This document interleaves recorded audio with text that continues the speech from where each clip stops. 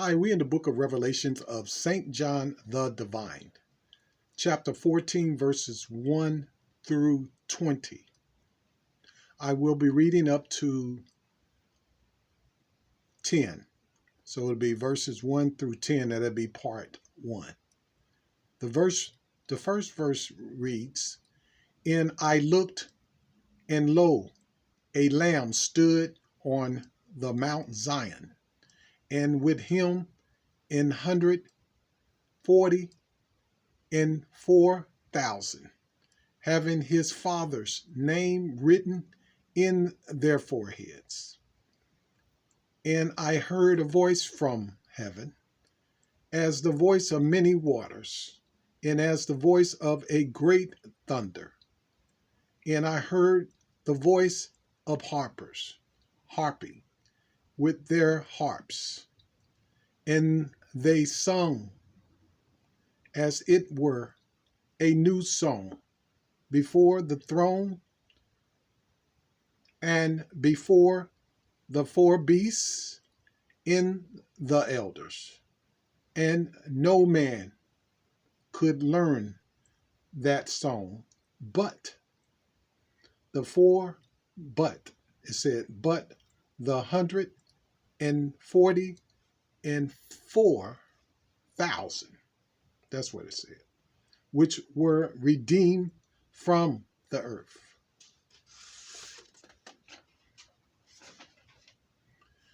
These are they which were not defiled with women, for they are virgins. These are they which follow the Lamb whithersoever he goeth. These were redeemed from among men, being the firstfruits unto God and to the Lamb. And in their mouth was found no guile, for they are without fault before the throne of God. And I saw another angel fly in the midst of heaven, having the everlasting gospel to preach unto them that dwell on the earth, and to every nation, and kindred, and tongue, and people.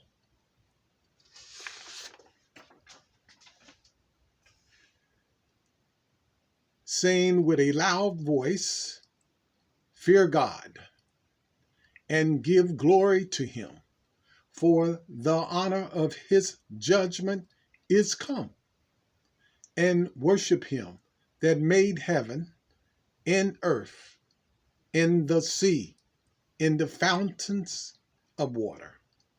And there followed another angel, saying, Babylon is fallen, that great city, because she made all nations drink of the wine of the wrath of her fornication. And the third angel followed them, saying with a loud voice, If any man worship the beast in his image, and receive his mark in his forehead or in his hand,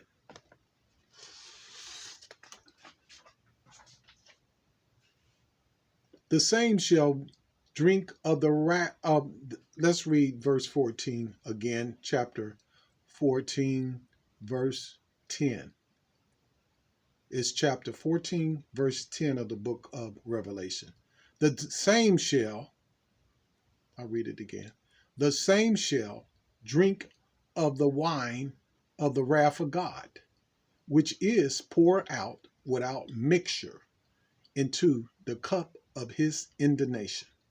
And he shall be, that's what it said, and he shall be tormented with fire and brimstones in the presence of the holy angels, and in the presence of the Lamb.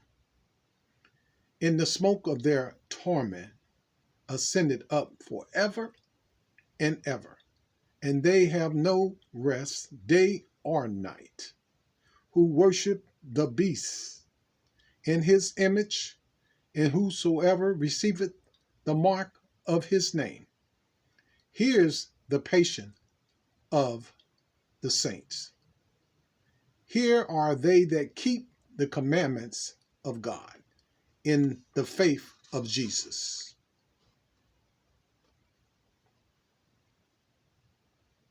We'll stop there because it actually goes to verse 12 of chapter 14. So the correction is that we're stopping at verse 12 and it'd be part 2. So it'd be from verse 1 through 12. And we're going to cover that part right now. So we're going to start in verse 1 of the 14th chapter of the book of Revelation of St. John the Divine through the King James Version. And I looked, and lo, a lamb, talking about Jesus Christ. John was talking about he looked, and lo, a lamb, talking about Jesus Christ. Remember that large L, unless somebody else did some typing in wrong, but it usually is the importance. This lamb is talking about Jesus Christ. Stood, I'll read it again, verse 1. And I looked, talking about John, and lo, a lamb stood on the Mount Sinai. So we know Mount Sinai was known, and it's not spelled the same way, just one letter. The letter is usually in the Old Testament is S, in the New Testament is Z. So we know the history, some of the history on this. This is where people used to go and live and serve God. Yeah. Mm-hmm. And then in this, it was considered, Mount Sinai, it was considered a city of holiness. You know what I mean? Or a city of refuge for the people of God, for protection against the evil ones. Mm-hmm. So we're going to move on. And with him, of course, in this time, we're talking about a spiritual Mount Sinai. And him and 144,000 having his father's name written in their forehead. Sound like somebody's trying to mimic God. The devil is always. So it's in the forehead, right in between the eyes, right above. It's not in the right hand or the left hand. It's right in the forehead. You notice the difference? It didn't say mark. It said written, which is written in. It's recognizable. And it's a protection. For what? Judgment, against judgment. Remember one of the prophets had a banquet and then brought all of the enemy of the Lord's there and told his soldiers told his people to only kill the certain people that had what blankety blank there. Yeah, sounds familiar, doesn't it? So we're moving on. Read up that verse 2 of chapter 14 of the book of Revelation. And I heard, John saying, a voice from heaven, as the voice of many waters, pretty loud, and as the voice of a great thunder, loud. And I heard the voice of harpers. I was able to hear the voice of harpers, ones that harping with their harps. Mm-hmm. And verse 3, and they sung as it were a new song before the throne. Mm-hmm. Or the face of the throne, that's what it's really saying. And before the four beasts, the living creatures, God's creatures, not the beasts of. So we don't want to confuse that with the beast that the devil Satan has. No, these are the living creatures of God's, the four beasts. And the elders, and no man could learn, couldn't comprehend, couldn't learn this song. That song, but the 144,000. And the last time we remember that is 12 times 12 is 144. 12,000 times 12,000 is 144,000. And it was talking about the 12 tribes of Israel at the time in the other, before this chapter. Yes. We still on verse 3. Which were redeemed, bought out from the earth.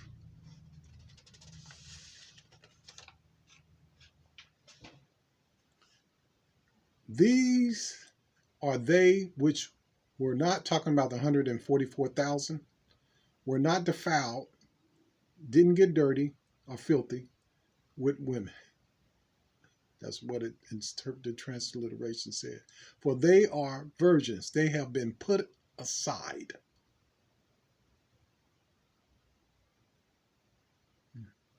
That's what the transliteration said, to be put aside. One put aside. So it was more than one. So they were to be put aside. Yeah. These are they which followed the Lamb, talking about Jesus Christ, whithersoever.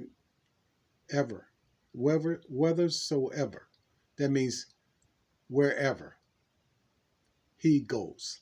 The King James say goeth. He goes. These were redeemed, number 2.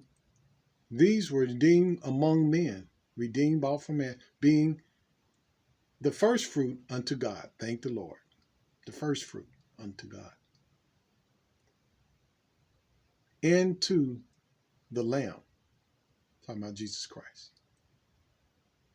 And in their mouth was found no guile.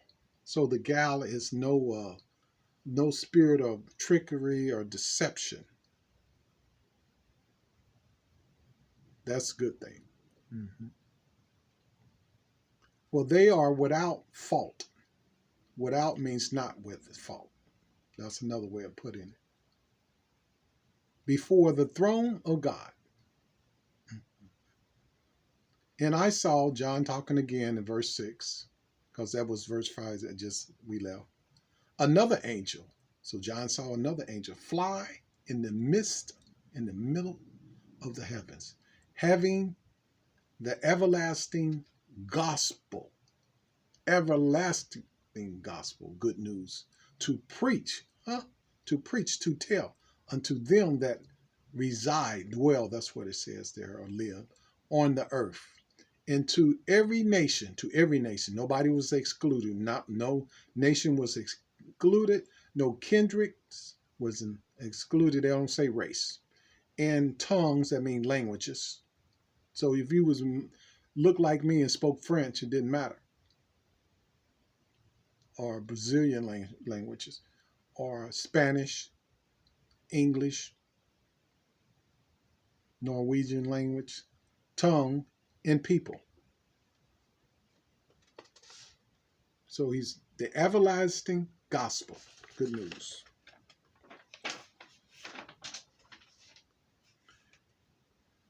Saying, this is what it said, verse 7, saying with a loud voice, fear God. So the gospel he was preaching is to fear God. There you go. The everlasting gospel is to fear God and give glory to him. For the hour is said, for the hour of his judgment is come. Let's hold on that. Verse 7, chapter 14. I was getting really excited about this part right here. All of it's great. So fear is sometimes beneficial. We know that in the natural. It causes us to react. So it could be beneficial at this time. It alerts you. So if they have that fear, this is the fear people oppose of to having any fear. But this fear that they have will, it might feel like it's terrifying them, but the they pronounce it the fear. We don't want to go into that yet. We'll get to that later. Um, Phoebe, Phoebe, Phoebe in the Greek is Phoebe. But here's the point I want to make: fear God. Nothing wrong with that, especially in the place where you need to fear and be. It's beneficial at this time to help you to be alert and a potential danger. There it is, and motivate you to react, because fear is stress. It causes stress and anxiety, apprehension about things. In this case, it's beneficial so that you can be in the book of life instead of doing what later on we're about to read. And give him glory, give him honor. To give glory to him, for the hour of his judgment is come. It has manifested, according to the 14th chapter, verse 7, in other words. It's right there. And worship him that made heaven and earth and the sea and the foundations of the waters. Read Genesis, you know. Read John, 2nd John. I mean, not 2nd John, but St. John 2. Chapter 1 all the way through. Later on. And there followed another angel, John saying, Babylon is fallen. Now, Babylon is the Greek word, but in the Old Testament it's called Baal. And Baal is a god. Considered a god. So Babylon is a confusion. It said the gate of Baal is the gate of God. They considered those people to be a god. But it's fallen. It's down. It's down now. You know, if you say something is down, went down, you know it's shut down. It's shut down. And it is fallen. It repeated. That great city, talking about the great city, because she made all nations drink of the wine of the wrath of her fornication. And fornication is not just a fornication of sexual intercourse with another person. Both of you are not married and you have sex. It's talking about rendering your body to an idol or whatever, and not to God. Premises is coming up. The premises is coming up as they teach us in college. Premises. In verse 9, and the third angel followed them, saying with a loud voice, if any man worship, warning, if any man, any human, male or female, worship the beast, the wild animal, because that's what transliteration calls, the Greek call it the wild animal, in his image, the likeness of him, meaning like an idol, idolatry, and receive his mark, that one that's been imprinted in his forehead or in his hand. This time he just said, or in his hand. So we're on verse 9, we're going to verse 10. And the same shall drink of, guarantee, the wine of the wrath of God. Now, that wrath of God. We're going to go a little further. I was looking and digging and digging. It's hard to define that wrath because God's wrath is unexplainable. On this one part word said wrath. Tumos. This is unexplainable wrath. You can't imagine. Which pour out without the mixture into a cup of indignation. In the cup of indignation. In the cup of indignation. And say what it said.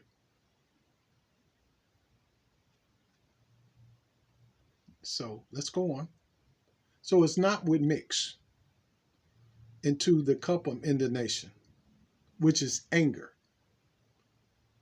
I'm just trying to make sure I don't miss a point. Got it listed. And he shall guarantee to be tormented. This person, these people shall be tormented.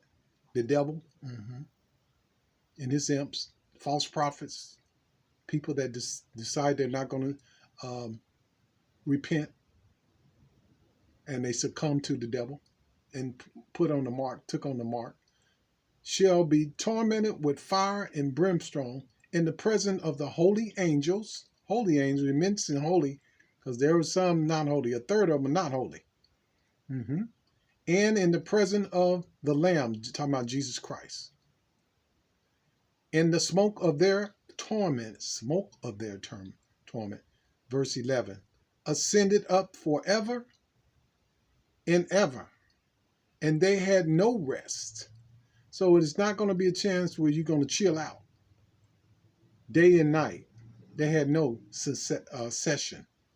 They used the term session, which nothing stopped. They're going to consistently 24/7, 365 years if they ever have that now, then forever and ever. Who worship, and the only ones, these are the ones going to have this issue. Who worship like they worship God. Who worship the beast in his image, in his likeness, the beast in his image, and whosoever receiveth or receives, we in verse 11, the mark of his name. You can't have that on there. You're going to be tormented day and night. Here's the patience. Here's the endurance. Here's the continuance. That's what the patience is. Of the saints. So they stuck with the Lord. They didn't turn and worship. They didn't take on none of these marks. They didn't worship the beast. They didn't worship the image. And they didn't take the mark in their forehead. Nope. Or in their hand. Or in their right hand. Here are they that keep the commandments of God in the faith of Jesus Christ. So they kept the faith in his commandments. So this is part 1. So we went all the way up to verse 12. We'll be working on verse 13 through 20 of chapter 14 of the book of Revelation of St. John the Divine. Stay tuned. Love you for part 2.